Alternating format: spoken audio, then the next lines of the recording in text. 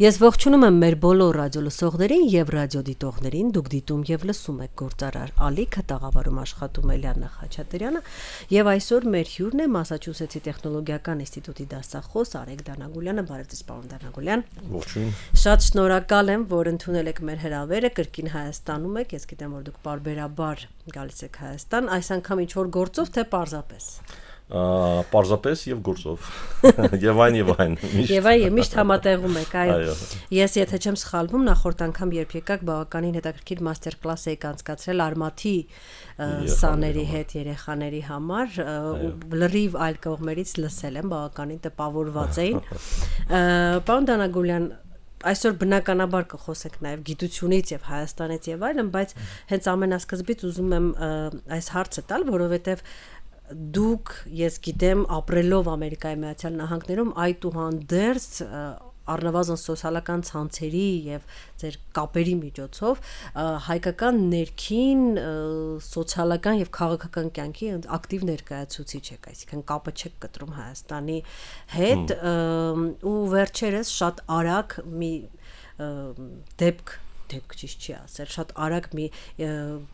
իրավիճակ մեր աչքի առջև ձևավորվեց, երբ իշխող ուժը շատ արագ առաջ քաշեց օրենք, որ ոչ ռեզիդենտ Հայաստանի Հանրապետության քաղաքացիները զրկվում են փաստացի քվեարկելու իրավունքից եւ շատ արագ ընդունեց այս օրենքը, ինչը մեծ աղմուկ բարձրացրեց էլի Հայաստան Սփյուռք, հա, կապի վերաբերյալ մի մաս ասում էր, օքեյ, համաձայն եմ, բայց օրենքի շրջանակում նշված ժամկետներն են շատ վատը, մյուս մասը ասում էր, այսպիսով դու փոխանակ Սփյուռքը ավելի շատ ինտեգրեք, ընդհանրապես է կապը կտրում, մի խոսքով, էլի ողողվեց սոցիալական ցանցերը ողողվեցին նման թեմաներով ձեր կարծիքը դուք հետևել եք արդյոք այդ օրենքի ընդունման գործընթացին եւ ինչ տեսակետ ունեք դրա վերաբերյալ Ես գիտեմ որ օրենքը ընդունվել է եւ ես մասնակցել եմ որ հետևել եմ Facebook-ում տարբեր կարծիքներին ինչ են մարդիկ մտածում ու սա տարբեր սրա կողմեր կան թե որ հիմքի վրա ենք մենք որոշ քաղաքացիներին զրկում ձայնից եւ իսկ մյուս քաղաքացիներին տալիս այդ ձայնը իմ կարծիքով սա մի բան է որ պետք է սահմանված լիներ Հայաստանի սահմանադրության մեջ բայց Հայաստանի սահմանադրությունը ինչ որ եթերային երևույթ է երբեք չես լսում որ ինչ-որ բան սահմանափակվի սահմանադրությամբ ու դա նաեւ թողնում է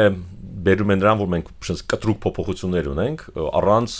լուրջ իմ կարծիքով այստեղ իսկապես հարկավոր էր լուրջ հանրային քննարկում օրինակ ինձ ամենաշատ դա լարեց որովհետեւ շատ կարճ ժամանակ այսինքն օրենքի առաջարկը եղավ եւ անգամ չհասցրեց նորմալ քննարկում ծավալվել եւ արագ ընդունեցի նայեք ասենք ուրիշ պետություններում հիմնականում կան որոշ դեպքեր երբ որ դրսում ապրողները չեն կարող մասնակցել ընտրություններին, բայց հիմնականում դրսում ապրողները ոչ միայն մասնակցում են ընտրություններին, այլև բաները դեսպանատները եւ կոնսուլատները, հյուպատոսարանները հատուկ կազմակերպում են ընտրություններ իրենց տեղերում, հա։ Դրա նպատակը ինչու, որտեվ դրա նպատակ իմ կարծիքով երկու ոնց որ փիլիսոփայական նպատակ կա, որոնք իրական շատ կարևոր են։ Մեկը դրսում ապրող քաղաքացիներին շարունակել ներգրավել ներքին կյանքի մեջ, այլ ոչ թե նրանց որպեսզի որ իրենք չգնան կորեն կոպիտ ասած դա մեկն է երկրորդը այն հավատքը որ դրսում ապրողները ինչ որ մի բան են տեսնում որը ներսում չկա եւ իրենց կարծիքը նույնպես կարեւոր է հասարակական զարգացման գործում եթե դու նրանց մեկուսացնում ես դու փաստորեն քեզ դա մեկ քայլ է դեպի աշխարհից մեկուսացումը Ոչ չի մեկուսացնում քեզ աշխարհից բայց դա մեկ քայլ է դեպի այդ մեկուսացումը որ իմ կարծիքով շատ բացական է Մյուս հարցը այն է, որ մենք փաստորեն ստեղծում ենք քաղաքացիների երկու ոնց որ տեսակներ, հա? Ռեզիդենտ եւ ոչ ռեզիդենտ։ Մենք տեսնում ենք առաջին կարգի, հա, առաջին կարգի քաղաքացիներ եւ երկրորդ կարգի քաղաքացիներ նվազ իրավունքներով, հա։ Ես չեմ ուզում նենց չափանցածված համեմատությունները անեմ, բայց ասենք այս օրինակ որ բերել է որ Օսմանյան կայսրությունում քրիստոնյաները երկրորդ կարգի քաղաքացիներ են։ Իհարկե սա նույն բանը չէ, բնականաբար, բայց այնուամենայնիվ մենք զրկում ենք քաղաքացիների մի ամբողջ դեմոգրաֆիկա որոշակի շատ կարևոր քաղաքացիական իրավունքից։ Եվ այդպիսով մենք չեն կարող չնվազեցնել նրանց ներդրումը երկրի զարգացման մեջ։ Իմ կարծիքով պետք է ամեն կերպ խրախուսել քաղաքացիների մասնակցությունը քաղաքական եւ քաղաքացիական process-ներին, հա, ամեն կերպ, բոլոր քաղաքացիներին, ոչ միայն ներս, ոչ միայն։ Եվ վերջապես երևի արժի անդրադառնալ այն,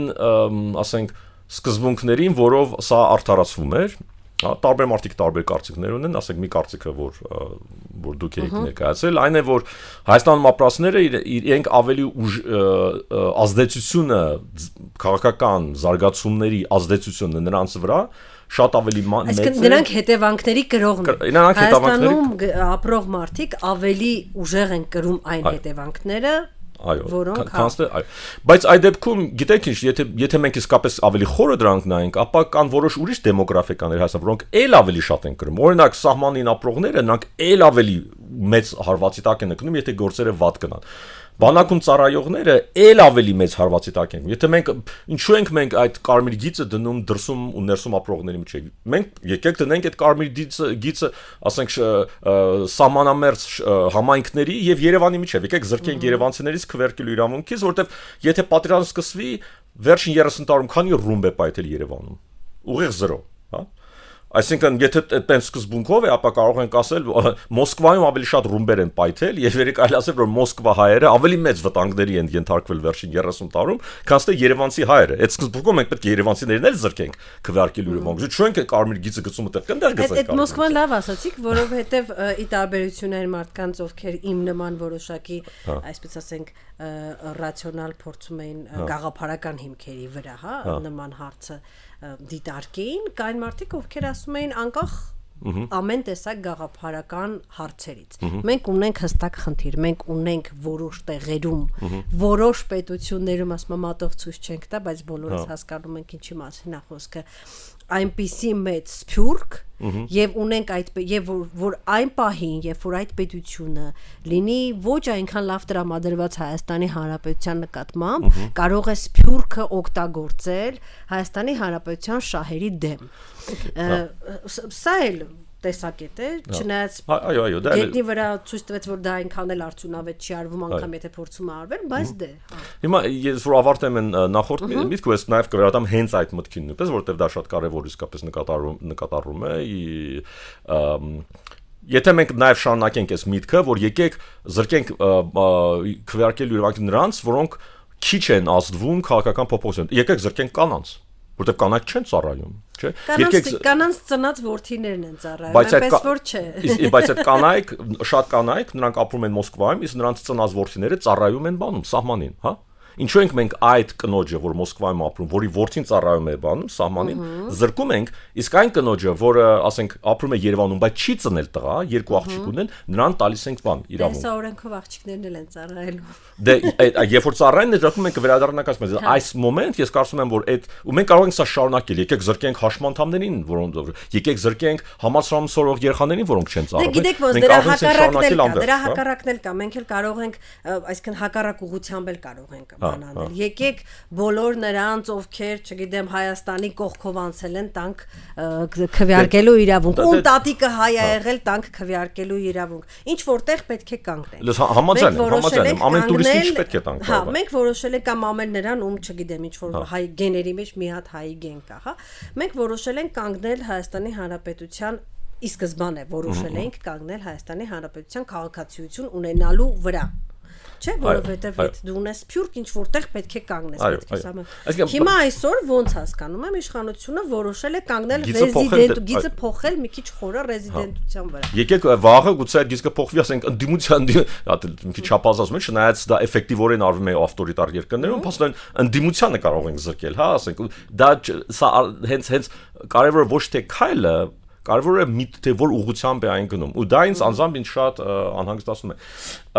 հիմա որպեսզի դրա պատճառով է որ ասենք երկրների մեծամասնությունը որ ուղղակի որոշում են քաղաքացի կամ ոչ քաղաքացի բրծավ գնաց եթե դու քաղաքացի ես դու քվեարկում ես դե քաղաքացի ես դու չես քվեարկում վերջ օքեյ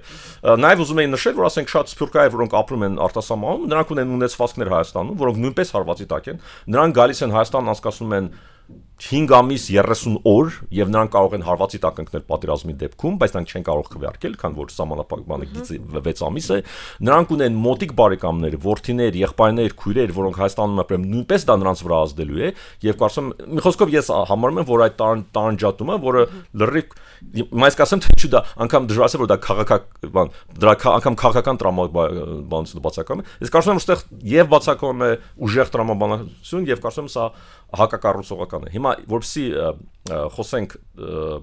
այդ մի հարցի մասին, որը դուք տվել եք հայերը ավտորիտար մի հատ մեծ ավտորիտար ինչպես նրանց բանիման աթորկայնման կօգտագործեն Հայաստանի դեմ։ Ես չեմ կարծում, որ Սփյուռքը կամ Սփյուռքային ինչ-որ կազմակերպությունները կամ Սփյուռքային համայնքը դա ինչ-որ մի հատ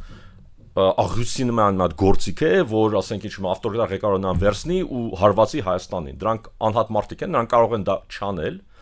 Նրանք զոմբիներ չեն, որ ծրագրավորեն, ասեն գնա Հայաստան քվարկի հետարի, այսինչ կետը լրացրու, նրանք ունեն իրենց կամքը, նրանք ունեն իրենց որոշում կայացնելու ձևը, իրենց կամքով, քանի որ իրանք ապրում են այդ երկրում եւ նաեւ այդ երկրի քարոզչության ազդեցության տակ են, իրանք կարծում են, որ Հայաստանի համար լավ կլինի անել այնպես, ինչպես բայց դա իրենց որոշումն է, ժողովրդավարական հասարակությունը ձևավորում է, որ ամեն մեկը ձևավորում է իր կարծիքը, ու մենք ոչ թե իրար ծեծում ենք այդ կարծիքի հիմքի վրա, այլ բոլորս գնում ենք 4 տարի մեկ կամ 2 տարի մեկ կամ 5 տարի մեկ գնում ենք ընտրամաս եւ ամենքս նետում ենք մեկ թերթիկը, տեսնում ենք ով է հաղթում ու բարիշում ենք, որ ով որ հաղթել է, նա էլ ղեկավարելու է երկիրը ու իրար չենք բանանում, չենք փորձում զրկել իրավունքներից, իրար նվաստացնել, իրար դեմոնիզացնել ու իրար բանանել, ճնշել ինչ որ կերպ։ Այդպես է ձևավորվում ժողովրդավարական երկիրը, որ մենք փորձում ենք, երբ որ սկսում ենք զրկել ինչ որ դեմոգրաֆիկաներ, ինչ որ իրավունքներից քաղաքացի լինելով, դա իմ կարծիքով վտանգավոր, դա սկսում է վտանգավոր ճանաչել։ Պարոն Դանագուրյան, մի քիչ շեղվում ենք, բայց այդուհանդերձ ասում եք, քանի սկսել ենք այս թեմայի շուրջ, ես առհասարակ ունեմ կարծիք, գուցե լավ չհիմնավորված, բայց կամ ինձ այդպես է թվում, հա, որ այս ամեն ինչը նաև աղմուկը այս օրենքի հետ կապված եւ բուն օրենքը ինքը մասն է կազմում իրականում վաղուց սկսված այն գործընթացի, որի կատալիզատորը նաև եղավ պատերազմը, որը կոչվում է Հայաստան-Սփյուռք հարաբերությունների, հայաստանցիների եւ դրսի հայերի հարաբերությունների վերաձևակերպում, հա, այսպես ասեմ, ինչ որ ճգնաժամ կա, որը վաղուց է հասունանում, որովհետև դե տեսեք, անցել է եղավ 88-ի հեղափոխությունը, նոր Հայաստան ձևավորվեց, այդ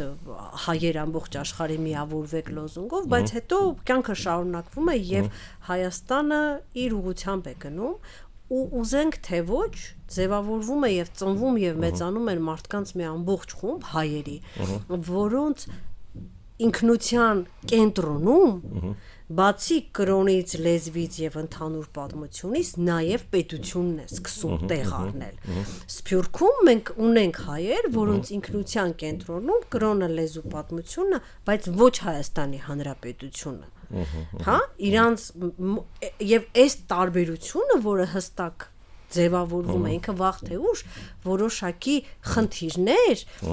առաջացնելու էր։ Բնականաբար ես համոզված եմ, որ այդ խնդիրները կլուծվեն եւ պարզապես հարաբերությունները կվերաձևակերպվեն, բայց երբ որ ես օրինակ հիմա նայում եմ Իսրայելին, ես տեսնում եմ, որ նույն խնդիրները տեղել կան։ Հա, տեղի իսրայելցիների եւ հրեական Սփյուռքի մեջ։ Տարբերությունը շատ մեծ է։ Հա, տարբերությունները մեծ են, ավելի մեծ, քան մեզ մոտ։ Անհամաձայնությունները շատ են եւ դա բերում է ռուսերեն բարկատրեյնի, հա, որ որոշակի շփման հայերեն մի քիչ փափուկ է հնչում, իսկ ես բացասական իմաստով, հա, այսինքն ինչ կասեք։ Դուք նկատում եք այդ իմ ասած այդ ընթացքը, որ ես ասում եմ։ Այն ինչ որ ասում եք, ինքնասով լրիվ ճշմարիտ է, այն իմաստով, որ աշխարհի տարբեր անկյուններում ապրող մարդիկ միայն նրա պատճառով, որ իրենց բանը նախնիությունը ancestry, հայկական է, դա նրանց չի դարձնում նույնը, հա։ Ընդհանրապես մարդիկ շատ տարբեր են։ Եվ նույն նպատակներին նրանք չեն սկսում։ Անկամ եթե մենք վերցնենք երևանցիներին, նրանք շատ տարբեր են, հա, եթե վերցնենք հայաստանցիներին, նրանք արտակարգ տարբեր են, հա։ Ես օրինակ Երևանում եմ մեծացել, բայց ես օրինակ Բեյրութահային, որը խոսում է արևմտահայերեն, նրա լեզուն շատ ավելի լավ եմ հասկանում, քան թե օրինակ Արցախահայերենը, չնայած որ Մորս կողմը զանգեզուրցիներ են, ղապանցիներ, իրենցից բարբարին փոքր ժամանակից ընտելացած եմ եղել, հա։ ու դա հրաշալի է որ մենք այդքան տարբեր ենք, դա մեզ դարձնում է շատ մշակութայինորեն հարուստ, եւ բազմազան հասարակություն, բազմազանությունը բերում է տարբեր գաղափարների, որոնք իրար հետ շփվում են, ինչ որ մի լավ բան է։ Երբ Սիրիայից, Լիբանանից հայերը եկան Երևանը փոխվեց, համու հոտը փոխվեց եւ դա հրաշալի է։ Ու մենք տեսնում ենք Սփյուռքի ազդեցությունը Հայաստանում, այն սկսվել է շատ վաղուց, դեռ 48 թվականից, երբ որ նրանք եկել են, այն սուրճը, որ մենք խմում ենք, հա, նրանք են բերել, այն բլոտը, որ մենք խաղում ենք, ես շատ եմ սիրում բլոտ խաղը, կարծում ամենա դաստիարակչական խաղերից մեկն է, որ նրանք են բերել ֆրանսիական խաղը, որ նրանք բերել են եւ գրականությունը եւ մտածողական եւ ճարտարապետներ, որոնք եկել են Սփյուռքից 50-ական թվականներին, հիմա չեմ ասում, այլ չեմ ասում 90-ական թվականներին, որ ստեղծվել է ամերիկյան համալսարանը, որը մեր հաջողակ համալսարաններից է կարելի ասել, հա, օրինակներ թե Սփյուռքը ինչպեսի հսկայական ազդեցություն է ունեցել Հայաստանի վրա, հիմա կարող ենք մի ժամ դա թվարկել ու քննարկել։ Բայց մի բան, որ պետք է միանգամից նախազգուշացնեմ, երբ որ մենք քննարկում ենք Հայաստան, Սփյուռք, հայաստանցի, սփյուռքահայ հարաբերությունները, շատ կարևոր է զերծ մնալ երկու ծայրահեղականություններից, որոնք միշտ մարդիկ համարյա ընկնում են։ Մեկը դա այն է, որ մարդիկ ասում են, դե եթե հայ ենք, պետք է նույնը լինենք, ու Սփյուռքը պետք է անի, ինչպես ասենք, մենակ Հայաստանում մտածել, եւ դրա հակառակ ցինիկ մոտեցումը, որ սփյուռքերը, հայերը ընդհանրապես ոչ մի կապ չունեն մեզ հետ, ու իրանք իրականում մեզ ընդհանրապես ընկել։ Դա այդպեսի կարծիք էլ կա Հայաստանում։ Պետք է ուղղակի դրան նայել մի քիչ ավելի բազմակողման իրեն, որ ասենք օրինակ ամերիկահայ կամ իմ կարծիքով ամերիկահայ, ֆրանսիահայ, արգենտինահայ, իրենք մշակութային իմաստով իրենք առաջին հերթին ամերիկացի, ֆրանսիացի, արգենտինացի են։ Բայց դա չի չեղարկում այն, որ իրենք նաև ունեն հայկական ինքնություն, հա, որ իրենց ինքնության մասն է։ Սխալ կլինի մտածել, որ մարդը ոնց որ ասենք 100% է, այդ 100%-ի մեջ ինչ որ պիտի դնես 60% ֆրանսիացի, 40% հայ կամ ինչ որ։ Չէ, մարդը կարող լինի 100% ֆրանսիացի, 100% հայ եւ այլն։ Ինքնությունները իրար վրա կուտակվում են, մեկը այլ ոչ թե իրար դուրս մարդ կարող է ունենալ, չգիտեմ, քաղաքական ինքնություն որպես ռուս, բայց նաև իր, չգիտեմ, մշակութային կրոնական ինքնությունը լինի հայ։ Այո, ես ասում եմ, ինքնությունը դա ոնց որ բենզինի բակ չի, որ ասենք 50% S լինի, ջուրը լինի, 50% լինի բենզին, չէ։ Դա վերացական հասկացություն է ինքնությունը։ Դա կարող է շատ լայն լինել, հա։ Իրական հին արտահայտություն կա, ասում են ինչքանի լեզու գիտես, այնքան մարդ ես, դա իրական ճշմարիտ է։ Հիմա եթե մենք դա հաշվի առնենք, ապա Հայաստան-Սփյուռք հարաբերությունները լրիվ ուրիշ ձևի է պետք ընկալել։ Պետք է ընկալել, որ ասենք Սփյուռքը որոշ հարցերում գուցե Հայաստան կդժվարանա Հայաստանին օգնել, որովհետև այդ մարդիկ դրսում են ապրում ու ասենք շատ հաճախ Հայաստանի իրականությունները ուղղակի չեն էլ հասկանում։ Ես շատ հաճախ ցավոք տեսնում եմ սփյուռքահայերի մոտ, ոչ թե ցավոք, դա բնական է, անխուսափելի է։ Իսկ թվում է հակառակն էլ կա։ Այսինքն Հայաստանում էլ մտածում են, որ Սփյուռքում սենց ապրում են էլի իրանց համար հերվիս տենց Արարատի նկարին նայելով։ Ու իրենք մարդիկ, որ ես գիտեմ լիքը սփյուռքահայ, որոնք անկեղծորեն ուզում են Հայաստանին օգնեն եւ նրանք սխալ բաներ են անում, որտեղ նրանք ոքի չեն հասկանում։ Ես նաեւ գիտեմ սփյուռքահայ, որոնք անկեղծորեն ուզում են Հայաստանին եւ անում են հրաշալի բաներ Հայաստանի համար։ Կարծիքով եթե ուզում ես Հայաստանին օգնես, պետք է գաս այդտեղ ինչ որ ժամանակ անցկացնես կամ գոնե կապի մեջ լինես Հայաստանի հետ։ Պարտադիր չի տեղափոխվել Հայաստան, բայց դու գոնե պետք է Հայաստանի հետ ինչ որ, որովհետև հայաստանցիներն միշտ չի հեշտ հասկանալ։ Իրանք մի բան են ասում, ուրիշ բան են մտածում, դու պետք է այդ նյուանսները սկսես հասկանալ, պետք է տողատակը կարդաս եւ այլն։ Օրինակ ամերիկացիների համար դա կարող է դժվար լինել, ամերիկահայերի համար։ Բայց ես կարծում եմ, ես լավատես եմ այն իմաստով, որ այո, Սփյուռքին ինչ-որ հարցերում Հայաստանին չի կարող օգնի, հա։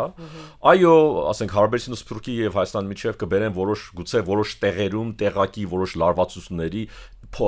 բաների, թյուրիմացությունների պատճառով, հա։ Բայց ընդհանուրում Սփյուռքը Հայաստանին շատ մեծ օգուտ է տալիս, թեկուզ նրանով, որ Սփյուռքը գալիս է նույն մարդիկ, որոնք չեն հասկանում Հայաստանն ու գուցե հաճախ սխալ խորհուրդներ են տալիս, նրանք սխալ խորհուրդների ընթացքում նրանք մեկ-մեկ ասում են որոշ բաներ, հա, որոնք կարող են իդեաներ տալ, հա, Հայաստանում որ ապրող մարդկանց, հա։ Իրանք կարող են 10 բան ասեն, դրանից 9 լինի լրիվ անհետեցություն, բայց այն 10-րդը կարող է լինի շատ օգտակար, հա։ Եթե դու քո միտքը բաց է եւ եթե դու այդպես ես նայում Սփյուռքից եկած մարդուն, ապա դու վերջում կշահես։ Այն առաջին 9 անտեսի, որտեղ դա իրատեսական չէ, մարդը չի հասկանում, բայց այն 10-րդը կարող է շատ օգտակար լինի, էլի։ Շարունակեք լսել, թե իրենք ինչ են ասում, պարտադիր չէ որ դուք հետևեք։ Իսկ թվում է, այստեղ նաև մեր խնդիրն է, Հայաստանի հայաստանցիների, հա, Հայաստանի բնակիչների խնդիրն է, մենք մի շարք միֆեր ունեինք, որոնք մենք մեզ համար կառուցել էինք, եւ այդ միֆերը հա, օրինակ, հա, չէ, օրինակ Ռուսաստանը, որ մեզ կպաշտպանի, հա, էդի միֆերից մեկն էր 2020 եւ առավելևս 23 թվականին, որ բարձվեց, որ Եղունգուլես գլուխդ քորիր եւ դա նորմալ է ամբողջ աշխարհում, եւ միֆերից մեկն էլ, քանի որ մենք, չգիտեմ, Մոնթե Մելքոնյանի կերպարը կա, շատ ենք սիրում, կար միֆ, որ եթե մի բան լինի, ամբողջ Սփյուռքը հեսա գալու է ու մեզ օգնի։ Վերջում բարձվեց, որ Սփյուռքը փրկուղակ չի եւ էլի Եղունգունես գլուխուտ քորի, Սփյուռքը կարա քեզ օգնի, կարա սրտացավ է, երբ որ քո վրա կրակում են դրսում միակ մարդիկ, ով իսկականից դուրս են գալիս փողոց եւ ուզում են որ դա կանգնի Սփյուռքն է, բայց մտածել որ Սփյուռքը զորքեր է ուղարկելու եւ քո փոխարեն եւ միջուկային զենքեր, բարձվեց որ դա այդքան էլ տենց չի եւ իմ կարծիքով էս նյարդային Հայաստան-Սփյուռք, էս նյարդային հարաբերությունները շատ ավելի շատ հայաստանցիների վերաիմաստավորվելու մասին է քան Սփյուռքի։ Պրոբլեմը միֆերի տանի է, որ միֆը կոտրվում է, մարդիկ ընկնում են ծայրահեղության մեջ եւ ցինիկ են դառնում։ Հա, մի ընթաց։ Ամենավատը, երբ որ նրանք ցինիկ են դառնում, որ դառնում ասում են ամեն սուտ է եւ այլն, դա էլ շատ բացական է, էլի։ Ու ես լրիվ համաձայն եմ, որ բայց եկեք, ասենք, ես միշտ ասում եմ, երբ որ Հայաստանից դուրս ես գալիս, գնում ես դրսում ապրում ես, երկրներ տեսնում, դու հասկանում ես, որ մենք այնքան լավը չենք, ինչքան դա մեզ թվում է, բայց մենք նաև այնքան վատը չենք, ինչքան մեզ թվում է։ Օրինակ այդ միֆոլոգիան եւ այլն, իսկ դու բոլոր երկրներում էլ կա, օրինակ դες մի հասարակ միֆոլոգիա տամ, որը ասենք բոլորը համոզված են, որ Ուկրաինան կնեք Ռուսաստանը չի հարձակվի Ուկրաինայի վրա։ Բոլորը շոկի մեջ են, երբ որ դա տեղ ունեցավ, եւ ռուսները, եւ ուկրաինացիները, եւ ասենք դե քաղաքական գործիչները, CIA-ը, ՑՌՈ-ն ասում էր, որ լինելու հարձակում, բայց մինչեւ վերջին պահը օրինակ ես չէի հավատում, ոնց կարող է տենց բան լինի, ախր ռուսների 1/3-ը ուկրաինացի պապիները ռուսական տանկերը տեսնած ասում են ոնց կարա ասենց բան լինի։ Ռուսների համարյա թե 1/3 ունի ուկրաինական ազգանուններ, ոնց կարող է տենց բան լինի, այսինքն դա ոնց որ չգիտեմ, ասենք երևանցիները մտնեն Գյումրի ու սկսեն բոլորին կոտորել։ Բան է թվում էլի բայց գնաց տենց եղավ այնպես որ այդ միֆերի մեջ խորանալ ու դրանցով բանանել ոնց որ կոնֆետի նման շաքարի նման բանանել դա բոլոր հասարակություններում կա դա հայերի մոտ Հայաստանում էլ կա որոշ տեղերում դա ավելի քիչ է որոշ տեղերում դա ավելի շատ է հիմա դե պետք է մեր դասերից մեր սխալներից պետք է դասեր քաղենք ու ավելի ճիշտ ձևի աշխատենք միֆերի մասին ես վախենում եմ ունեմ մտավախություն որ այսօր մենք ապրում ենք մի ժամանակաշրջանում որի ընթացքում գուցե կառուցում ենք հետագա այլ միֆերը որոնք ելի մեր գլխի շատ վատ կջարդվեն խոսքս Հայաստանի մտավոր պոտենցիալի մասին է պոտենցիալ բայց IT ոլորտում կարծես թե որքան ես նայում եմ, չգիտեմ, գոնե SNG-ի տարածքի լրատվամիջոցները սկսել են խոսել հատկապես, հա, Nvidia-ի հետ որոշակի կապերից հետո, որ Հայաստանում հեսա չիպեր են, որ արտադրվելու են, ատոմակայաններ են, որ կառուցվելու են, հեսա Հայաստանը դառնալու է, չգիտեմ, այն մտավոր են կենտրոն Թայվանը տարածքի, հա, Ես հասկանում եմ, որ ցանկություն կա եւ պետք է ոգևորել մարդկանց եւ պետք է աճել եւ պետք է առաջ գնալ, բայց արդյոք մենք ունենք այն շռայլությունը, որ կարող ենք արդեն իսկ սկսել մեզ գովազդել որպես մտավոր ունակությունների երկիր։ Մենք մի քիչ գովազդել կարելի է, ուղղակի պետք չի հավատալ դրան։ Եթե ուզում ենք պրոբլեմը նրանում չի, պրոբլեմը որ դու պրոպագանդա ես անում, սկսում ես հավատալ քո պրոպագանդային։ Դա ամենավատ բանն է։ Իրական դա պրոպագանդայի ընդհանրապես ամենավատ բանն է, որովհետեւ սկսում ես հավատալ ինքդ քո ստերին։ Դա ամենավատ բանն է, որ դու կարաս քո դեմ ինքդ անել, էլի։ Դե բայց ասելով ես չեմ ասում, որ դա սուտ է, որ Հայաստանում կա պրոգրես։ Ես տեսնում եմ այդ պրոգրեսը, իսկապես կա։ Կարելի է ուրախանալ դրանով։ Ես անձամբ շատ եմ ուրախանում դրանով, բայց ես նաև գիտեմ, որ ասում ենք, ոնց որ գլխումդ կարաս ունենաս տարբեր կոմպարտամենտներ, հա։ Մի կոմպարտամենտում դու կարող ես ուրախանալ, հա։ Մյուս կոմպարտամենտում դու կարող ես հասկանալ, որ Հայաստանը շատ փխրուն տեղ է գտնվում, այն շրջապատված է ավտորիտար երկրներով, ամեն օր կարող է պայթել պատերազմ, հա։ երրորդ կոմպարտմենտում դու պետք է մտածես, որ օքեյ, այդ լավ, այդ վախերը, այդ ահավոր բան, էգզիստենցիալ, գոյատևական վախերը պետք է մի կողմ դնել, հա, ու պետք է ասենք կենտրոնալ, լավ, իսկ որն է ճիշտը, ինչ բանը պետք է անել ու իմանալը, որ ոչ մի երաշխիք չկա, հա, երաշխիք չկա, որ ամեն ինչ կատաստրոֆիկ չվերջանա, միևնույն է, պետք է աշխատել, եթե դու ունես ինչ-որ այդ կարողությունը, որպես հասարակություն, պետք է կենտրոնալ ռիսկ, ինչ անեք, որպեսզի ռիսկերը նվազեցնեք, հա, ու այստեղ հնարավորի անհնարինի հարցը չի, սա հավանական եւ անհավանական։ Երբ որ դու վերցնում ես որպես հասարակություն, ասում ես, օքեյ, գնանք այս ճանապարհով, գնանք այս ճանապարհով, երաշխիքների կյանքում ոչ մի բան ոնց որ ասում են, ասում են, կյանքում երկու բան է երաշխավորված, դա հարկերն են ու մահը։ Հա, ոչ մի երաշխավորված չի, դու կարող ես մտածես ոնց անենք, իջեցնենք, նվազեցնենք հավանականությունները, որ վատ բան կլինի, հա, եթե գնանք այս ճանապարհով, սա նվազեցնում է, թե ավելացնում է հավանականությունը, որ վատ ելք կլինի, արդյոք կան ավելացնում է հավանականությունը, որ լավ ելք կլինի, հա, այդպես է պետք մտածել, եթե դու ամեն ջրբաժանի, ամեն խաչմերուկի դու քո որոշումը կայացնես հավանականությունը նվազեցնելով ու ամեն խաչմերուկին քո ճամփին հավանականությունը նվազեցնես, այն վերջի կդառնա բավականին փոքր ու հավանաբար ամեն ինչ լավ կլինի, հա, բայց երբեք երաշխավորված չի լինի, հա։ Վերջապես կարող է գալ աստերոիդ ու ոչինչ ասել կյանքը երկրագնդի վրա ու այդ դեպքում էլ չենք անհանգստանա այս ամբողջ բաների համար, լավ ելքն է դրա այսինքն իմ վերաբերումը կսրամ որ կարելի է եւ պետք է եւ ուրախանալ, հա, եւ չկորցնել զգոնությունը, հա։ Հայաստանում կրթության գիտության մեկ միշտ դրա մասին ենք խոսում եւ ես փաստացի սրան էի տանում անցած անգամ խոսեցինք նաեւ ակադեմիական քաղաքի հնարավորությունների մասին կրթության դուք նշում եք որ պարտադիր է թերևս կրթության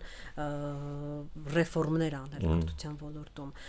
ամեն անգամ գնում գալիս եք եւ տեսնում եք որոշակի առաջընթաց կամ փոփոխություններ տեսնում եք ինչ պետք է անի Հայաստանը հիմա որովհետեւ այն ամեն ինչ ես նշեցի այդ ամեն ինչը պահանջում է տեղում կրթված խելացի մասնագետներ այդ ամեն ինչը պահանջում է գիտնականներ տեղում հա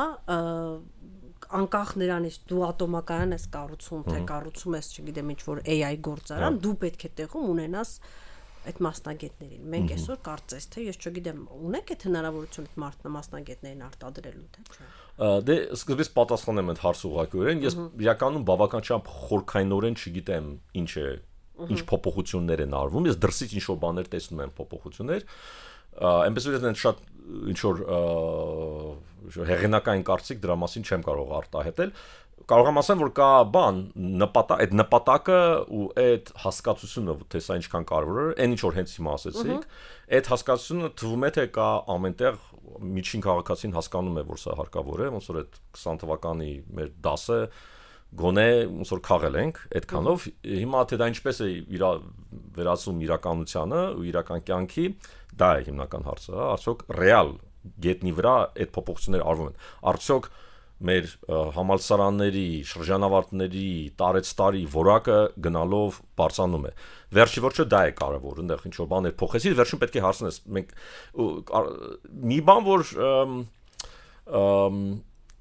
մի բան որ ես տեսնում եմ որ դրական է ու սա մի քիչ տարօրինակ է հնչելու որ ես տեսնում եմ ինչ որ տեսակի ներգրավվածություն արդյունաբերության հատկապես IT սեկտորի կողմից օրինակ կրթական համակարգի մեջ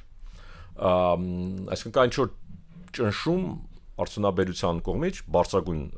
տեխնոլոգիական արդյունաբերության կողմից կրթական համակարգի մեջ որը հույս ունեմ կարող է բերել նրան որ իսկապես կնեն եւ գուցե ասենք արդյունաբերությունից մարդիկ կգնան կդասավանդեն համալսարաններում եւ գուցե այդ ճնշումը կբերի նրան որ կլինեն ինչ որ իսկական ներքին ռեֆորմներ իրական ռեֆորմներ հա այլ ոչ թե մակերևույթային ինչ որ կոսմետիկ ռեֆորմներ բայց ու նաեւ որովհետեւ մենք այս հարցին իսկապես կարողանանք պատասխանել պետք է հասարակության մեջ պետք է լինի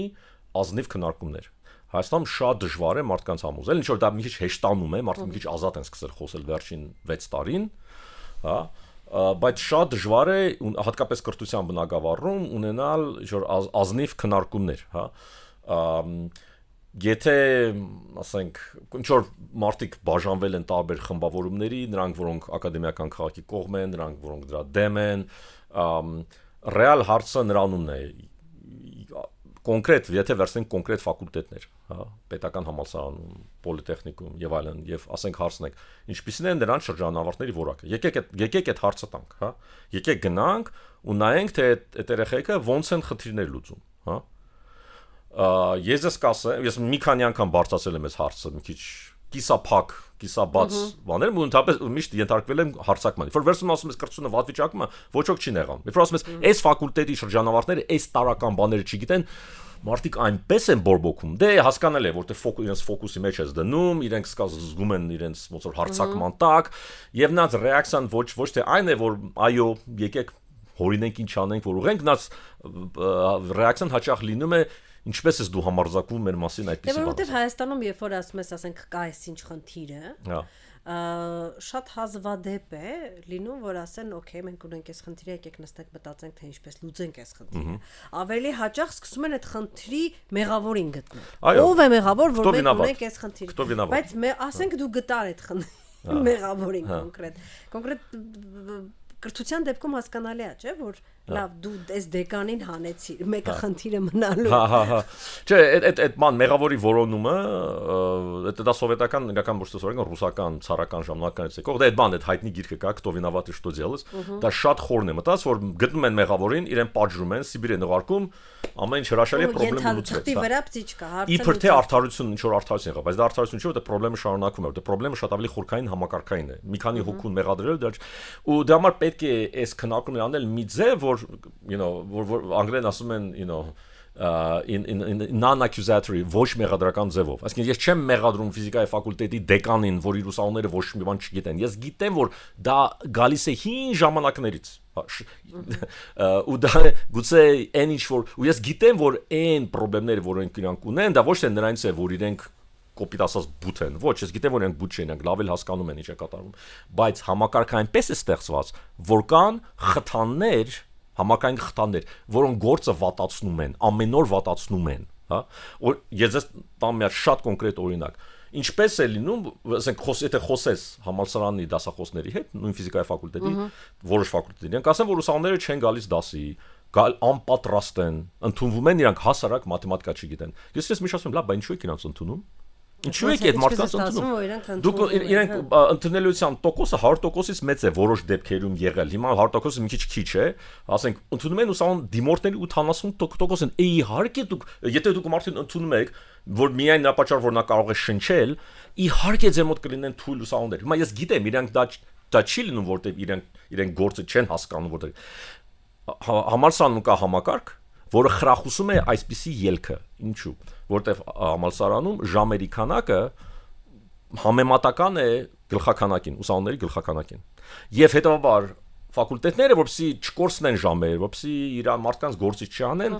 կախթան մի քիչ ավելի շատ ուսանողներ վերցնել եւ հետո վերցնում են ուսանողները, որոնք լրիվ անպատրաստ են ու հետաքրքրված չեն սովորել, հա։ Այս են դեպքերն, այս են դասական դեպքերը, որ երբ որ մարդկանց մեղադրելը ոչ մի լավ բանի չի բերի։ Ստեղ խնդրեմը համակարգն է եւ կանոնակարգն է, որը բերում է բացասական արդյունքներ։ Եթե մենք ուզում ենք լինի իրական փոփոխություն, պետք է այդ կանոնակարգը, այդ մեխանիզմը, որ դրված էր սովետական ժամանակներում ու չի փոխվել։ Այդ մեխանիզմը պետք է փոխվի, հա, որպեսզի, ասենք, ֆակուլտետը ընդունի դիմորդների 40%-ը, անգամ եթե նրանք քիչ են, անգամ եթե իրաց մոտ ընդամենը 20-30 ուսանող է ընդունվում, հա։ Հետո առանձին հարց է դրանից, թե քանի ժամ պետք է ունենա այդ ֆակուլտետը, քանի հոգի այնտեղ պետք է աշխատի։ Եթե այս, ասենք, դասախոսը գործը չի անում, ինչու մենք նրան գործից չենք անում, հա, դե չենք անում, որտեղ իրեն 60 տարի գիտենք, չենք ուզում իրան գործից անել։ Լավ, կարող ենք մի բան անել, որպեսզի իրան, ասենք, հեռացնենք, որ դա ցավալի չլինի։ Այ պետք է, որովհետեւ մենք այս ինչ որ այս ճկուն մոտեցում ունենանք ու կարողանանք համակարգը այն ներսից փոխել, մենք պետք է այս ազնիվ քննարկումները ունենանք։ Ու դա պետք է անենք մի ձև, որ մարդիկ չզգան իրենց հարցակման տակ։ Որ իրենք զգում են, որ իրենց վրա հարցակվում են, իրենք միանգամից սկսում են դիմադրել ու process-ը կանգնում է։ Հա, շատ բարդ իրականում, հա, իսկ թվում է ոչ ոք չգիտի, բայց ինչ որ մեկը պետք է իր վրա հարված առաջին հարվածը վերցնի։ Պարոն Դանագուլյան, մի այսպիսի հարց ավելի ընդհանուր, հա, մենք վերջին շրջանում, չգիտեմ, հետևում եք թե չէ, թաթախվել ենք ատոմակայանների վերաբերյալ տարբեր քննարկումների մեջ, մեկ ամերիկացիներն են ինչ որ նոր տեսակի փոքրիկ քիփլիկ ատոմակայաններ կառուցելու փոքրիկ երկրի համար, մեկ ռուսներն են առաջարկում, որ ձեզ ամերիկացիներ պետք չեն եկեք մեզ հետ, մեկ հնչում են, որ եկեք երկուսի ատոմակայաններն էլ կառուցենք եւ բնականաբար վերջում գալիս են էկոակտիվիստները եւ ասում են դուք գժվել եք Հայաստանում չի կարելի ատոմակայան կառուցել։ Հիմա Հայոգենը թույլ չի տալիս։ Հայոգենը թույլ չի տալիս ատոմակայան կառուցել։ Հիմա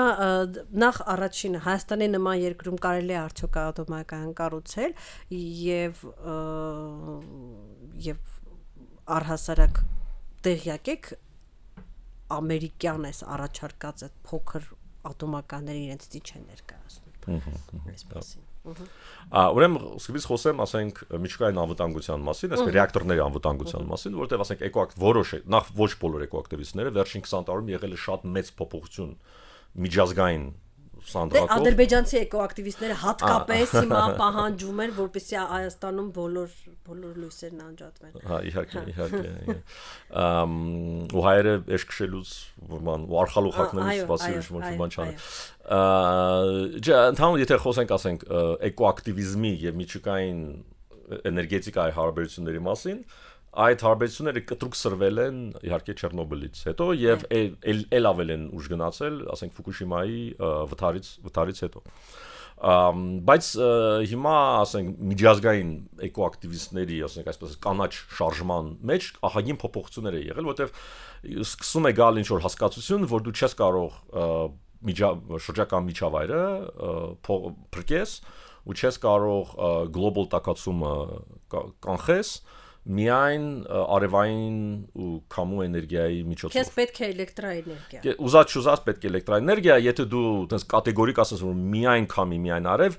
ուղղակի մարդիկ կշարունակեն այրել բնական գազ, լավագույն դեպքում, շատ դեպքերում քարածուխ, որը ուղղակի թունավոր երևույթ է շրջակա միջավայրի եւ հանրային առողջապահության համար։ Եվ կա ինչ-որ պրագմատիկ նոր բան, ոնց կասես, նոր տեսակ էկոակտիվիզմում, որ մարդիկ հասկանում են, որ ուզած պետք է միջուկային էներգետիկան ընդունել եւ նաեւ դա արտացոլում է այն, որ գուցե այդ շարժները դառնեն ավելի սկսում են ռացիոնալ մտածել, ուղղակի եթե դու նայես թե քանի մարդ է մահացել, ասենք միջուկային էներգետիկայից, քարածխից, գազից եւ տարբեր անգամ արևից ու քամուց, տեսնես որ ակամ միջուկային էներգետիկայից մահացածների քանակը, հիմնական դա Չեռնոբիլի դեպքն է, դե Ֆուկուշիմայում մենք չենք տեսել բան, քաղցկեղի աճ չենք տեսել։ Ապա իրականում պատմական կտրվածքով միջուկային էներգետիկան չնայած շատ կատաստրոֆիկ ելքերի, ինչպես Չեռնոբիլներ, այնուամենայնիվ մարդկանց մահացությունը ամենակիչն է համեմատած, նայեք, երբ որ դուք ընդունում եք ինչ-որ մի լուծում, դուք պետք է ինչ-որ չարագույնների միջև ընտրություն անեք։ Եթե դուք սկսում եք ինչ-որ հուզաբանական ձևով դրան նայել, ստանալու եք վատագույն էլի, վատագույն չարագույնը, ու դու ինչ էլ ընտրություն չանես, մեջ ինչ-որ չարիք կլինի։ Ուղղակի պետք է այնպես անց որ չարիքը լինի ամենափոքրը, հա, որովհետև հավանականությունը, որպեսզի ոնց որ սկզբից ասում են, նվազը լինի, ամենացածը լինի։ Բժիշկներն են դեղ նշանակում, ասում են դեղը ինչ որ բանի վնասելու է, բայց իր օգուտը պետք է ավելի շատ լինի։ Այո, ընտրում ես կամ կա չես ընդունում դեղը, տենց էլ կարաս անես, դու միջարագույն կստանաս, կմեռնես, կամ էլ այս դեղը կվերցնես, ինչ որ բանի կվնասի, բայց ինչ որ մի բաներ կվնասի, դե ավելի լավ է այդ ելքը։ Հիմա նույնն էլ ստեղ, այլ ինչ որ դեղ դու պետք է ընդունես։ Հիմա եթե ասենք Հայաստանի դեպքում Հայաստանն ունի բավականին երկար փորձ, հա, մոտապես արդեն 78 թվականից միջուկային էներգիայի գործածման ու բարեբախտաբար եղել են որոշ դեպքեր 85 թվականներին բավականին վատ, բայց ամեն ինչ լավ է ավարտվել ու վերջին 30 տարվա կտրվածքով կարծես այս համնապես մեծամորի շահագործման ընթացքում եղել է ամեն ինչ եղել է մաքուր, այն մեծամորը շատ խստորեն նրա գործածումը եւ պրոցեսն այնտեղ վերահսկում են, ոչ թե վերահսկում են, ստուգվում են ՄԱԳԱՏԵ միջազգային ատոմային էներգիայի գործակալության կողմից եւ այն ինչ որ ես տեսել եմ բավականին դրական տպավորություն է թողնում։ Այնպես որ ես չեմ տեսնում պատճառ ինչու Հայաստանը չի կարող ունենալ միջուկային էներգետիկա։ Հիմա խոսենք բաների մասին, մեծ եւ փոքրի, ամերիկացիների հատուկ առաջարկի։ Հա։ Ամերիկացիները տարբեր բաներ են առաջարկում եւ մեծ եւ փոքր։ Ուղղակի Հայաստանի դեպքում մեր էներգացանցը այնպեսի չափս ունի, որ դրա վրա այսօր տեղավորելը մեծ էներգաբլոկ շատ դժվար կլինի։ հետաքրքիր բան կա Հայաստանում, որ Հայաստանին շատ բախտը բերել է, կոպիտ ասած, որ մեր տեսակի տնտեսության համար, այս չափսի տնտեսության, մեր հնայի համար Հայաստանը իրական շատ քիչ էներգիա է կլանում։ Հայկական արդյունաբերությունները, հա, իրական շատ ծախս է, էներգետիկ ծախսը շատ ցածր է։ Մենք չունենք շատ էներգիատար արդյունաբերություն, մենք չունենք տեքստիլ, որը շատ էլեկտրականություն է խլում։ Մեր հանքարդյունաբերությունը բավականին քիչ է։ Մենք չունենք մետալուրգիա, որը հսկայական կանոնությամբ էլեկտրականություն է խլում եւ այլն։ Մեր մոտ հիմնականում այսպես ճակերտում շատ թեթև արդյունաբերություն, туриզմ, IT, գյուղատնտեսություն, որը նույնպես քիչ է կլանում։ Դա ահագին թեթևացնում է Հայաստանի բեռը։ Դա պատճառով դա բերում է, որ մեր էներգացանցը բավականին փոքրիկ է եւ մեզ դրա պատճառով հավանաբար պետք լինեն փոքրիկ ռեակտորներ, որ տեղավորվում են, հենց մեծ ամուրի չափսի։ Հիմա մարդիկ մի բան որ ասում են, դե ռեակտոր որ կառուցում ես, մի 10 տարի պետք է կառուցելու համար, հա, իրավիճակը փոխվում է։ Հետո այդ ռեակտորը պետք է մի 60 տարի պիտի ծառայի, իրավիճակը էլ ավելի շատ է փոխվելու։ Մենք կառուցում ենք այս Firebird կենտրոնը, հա, դատա կենտրոնը, որը կլանելու է իր երբ որ մաքսիմալ տարողություն երբ որ այն ստանա այդ 50,000 GPU-ների, այն կլանելու մոտավորապես 100 մեգավատ, որ լինելու է Հայաստանի։ Հա, հենց մի հատ հումոր լսեցի, ասում եմ, խոսում էինք գոլեգաներիցս մեկը ասում է, մենք ինչպես կհասկանանք երբ են կառուցելու այդ Firebird-ը, եւ մյուս գոլեգան ասես դու դա կզգաս։ Հենց միացնենք քո լույսերը անջատելու են։ Հիմա չեմ կարծում որ այդքան վատ է լինելու, բայց ասենք հա, մոտավորապես իրենց երբ որ մաքսիմալ ամբողջ լինի, նա կլանելու է որպես Հայաստանի միջին միջինացված հզորության մոտավորապես 10%, որը զգալի թիվ է, դա փոքր թիվ չէ։ Բարեբախտաբար Հայաստանը ունի բավական մեծ ռեզերվ, գեներացման ռեզերվ, այսպես կոչված installed capacity, օրինակ հրազդանի ջեկը բավական մեծ հզորություն ունի, որը քիչ է գործածվում, դա կապված է բանի, ասենք, գազի հիմքի վրա, էլեկտրաանկայունության, տնտեսագիտության, ֆինանսական տեսակետության վրա, որ դու կարող ես մեծ քանակությամբ կարողություն կառուցել գազի դեպքում, դա հարաբերական էժան է, ու հետո դրա թերի գործածես, որտեվ մի շարք պատճառ։ Միջկայինի հետ դա չես կարող անել, որտեվ քո կապիտալ ծախսերը հսկայական են միջկայինի հետ, իսկ քո վառելիքային ծախսերը միջկայինի շատ ցածր են։ Գազի դեպքում հակառակն է, կապիտալ ծախսերը ցածր են, քո վառելիքային ծախսերը շատ ավելի բարձր են։ Դա քեզ թույլ է տալիս մեծ կարողություններ կառուցել։ Ես կարծում եմ դա կբերի ոչ թե այնքան նրան որ լույսերը կգնան, որքան որ մենք ստիպված կնենք ավելի շատ գազ գնել։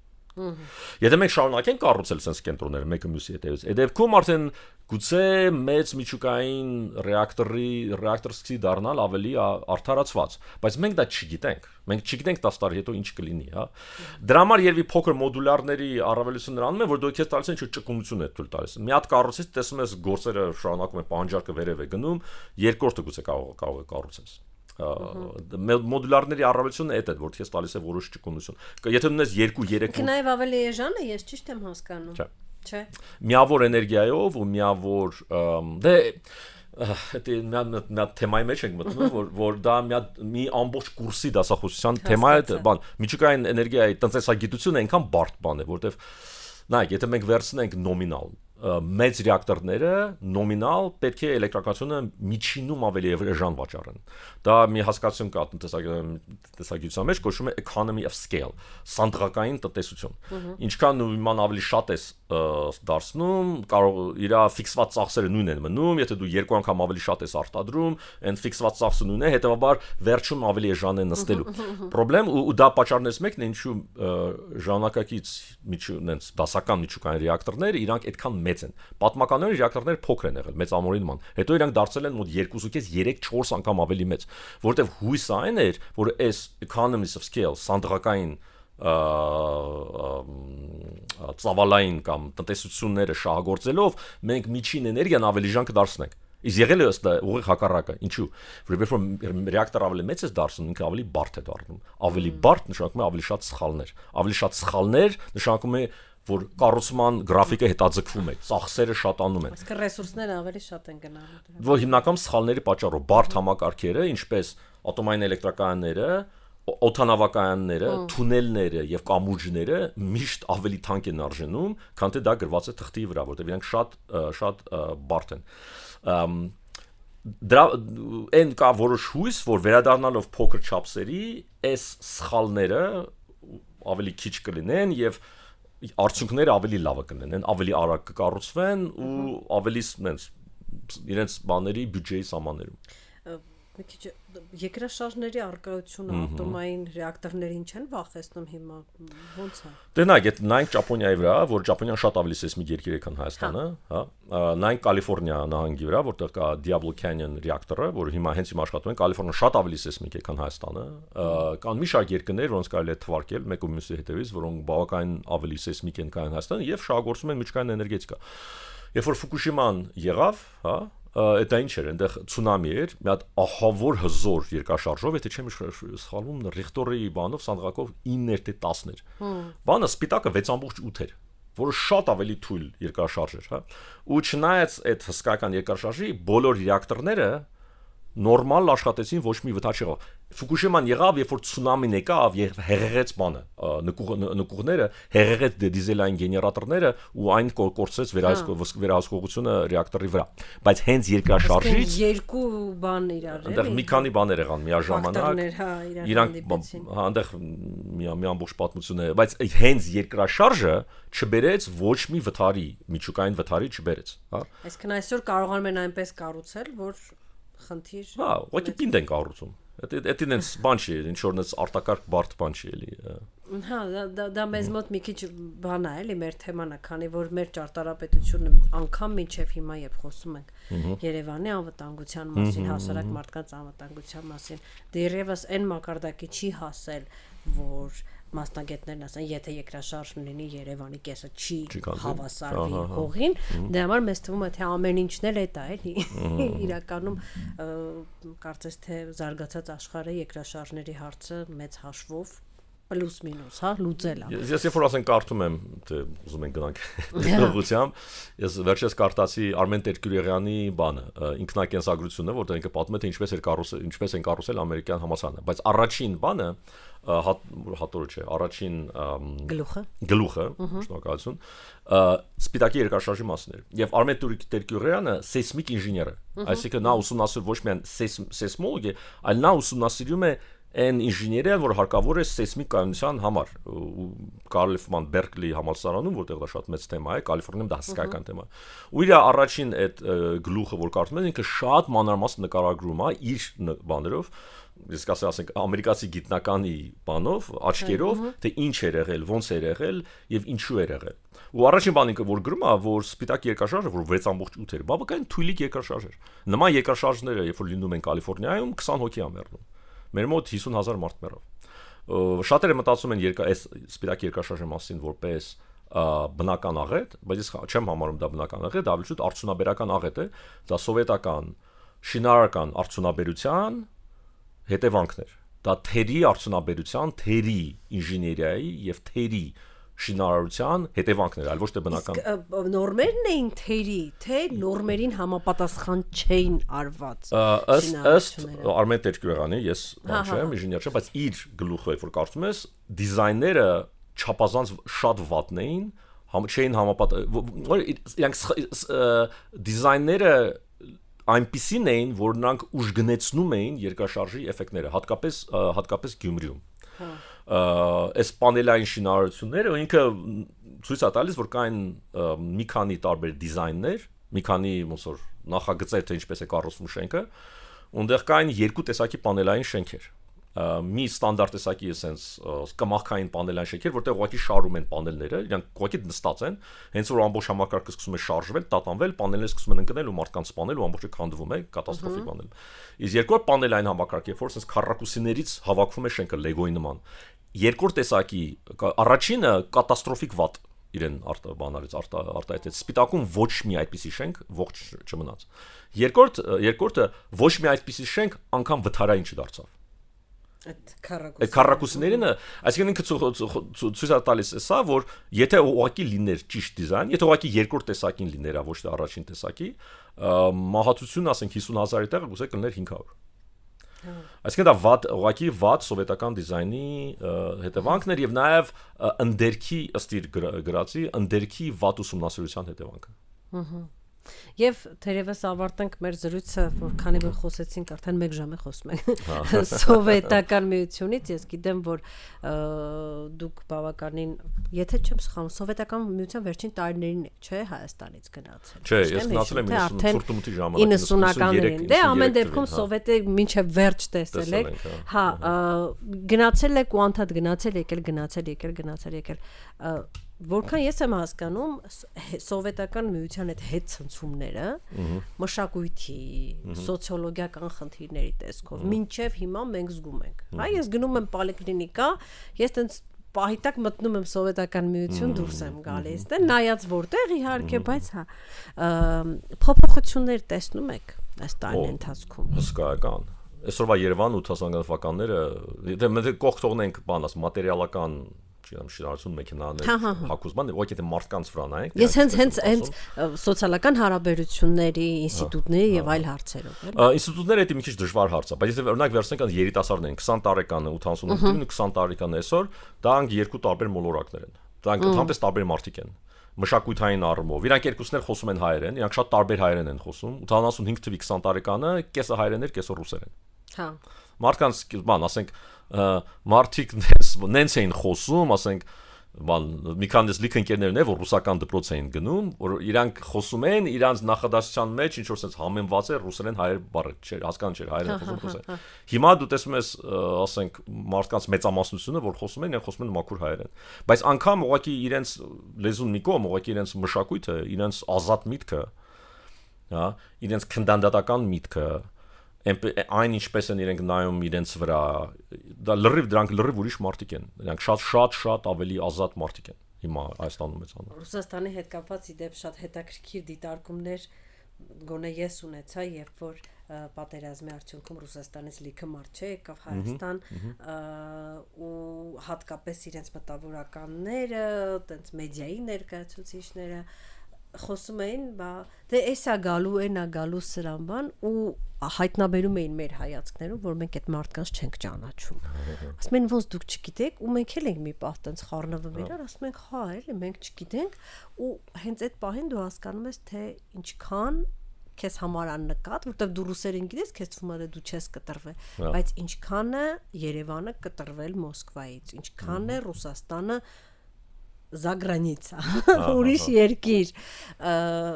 եւ լավ եւ վատ իմաստով, էլի, այնպես որ այո։ Ես կարծում դա բնական process է, բայց նաեւ այն, որ ուղղակի տեղեկությունը ժամանակի հետ դարձել է շատ ավելի բազմազան, այսինքն հիմա երիտասարդները իրանք տեղեկություն կարող են ստանալ ամեն տեղից, հա, նրանք եւ լեզուն գիտեն, եթե լեզուն չգիտեն, Google Translate իրանց համար ամեն ինչ կանի, կլիկ ես անում, հրաշալի թարգմանում է, հայերեն էլ, Google-ի մոդելը, հայկական մոդելը հրաշալի է։ Սանտատ օգտագործում եմ Google-ը հայերեն թարգմանելու համար, ֆանտաստիկ աշխատում։ Ու այդ դեպքում, այսինքն, եթե անցյալում մարդիկ ռուսերեն գիտեին, անգլերեն այնց կիսատ պրատ կամ ընդհանրապես չգիտեին, դա նշանակում է, որ իրենք հիմնական կպասեն ռուսական տեղեկատվությանը եւ ռուսական տեսակետին, հա։ Բնականորեն։ Իսկ հիմա մարդիկ բնականորեն դառնում են ավելի լայն են նայում ու հետո ռուսական տոկոսը, քանի որ սահմանափակ ժամանակ ունես տեղեկություն կլանելու, ռուսական տոկոսը գնալով փոքրանում է ու դա նորմալ է։ Դա լավ բան է։ Հա, մեծ հաշվով, հա։ Շատ շնորհակալություն։ Ես մեր բոլոր ռադիոլսողներին եւ ռադիոդիտողներին հիշեցնեմ, որ դուք դիտում եւ լսում եք Գործարար Ալիքը տաղավարում աշխատել Աննա Խաչատրյանը եւ մեր հյուրն էր Մասաչուսեթսի տեխնոլոգիական ինստիտուտի դասախոս Արեգ Դանագոլյանը։ Շնորհակալություն։ Շնորհակալություն ձեզ։